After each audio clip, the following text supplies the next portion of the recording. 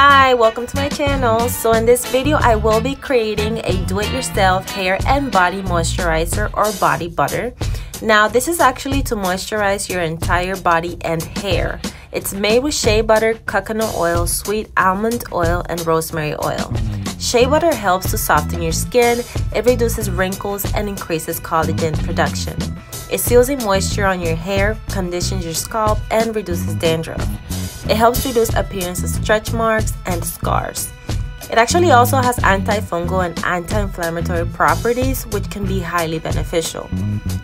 Now, coconut oil is a moisturizer that not only repairs damaged hair, but also protects the hair shaft. It reduces protein loss, it conditions the skin, and prevents wrinkles and cracked skin.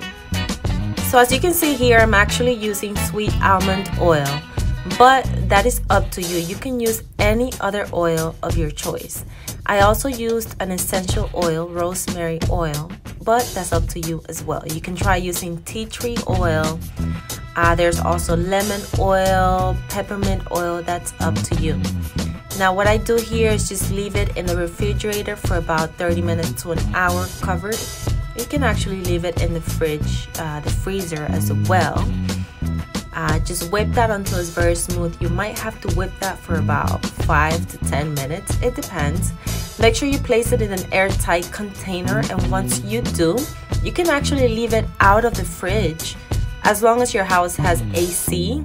If the weather is not too hot, the temperature is not too hot, it will remain solid. So you can repeatedly use this cream, this body butter for months actually. It does not expire per se, for a couple of months. So this is a pretty useful thing instead of using lotion or a chemical filled conditioner for your hair. So if you liked it, please give the video a thumbs up and comment, and don't forget to subscribe. Thank you guys.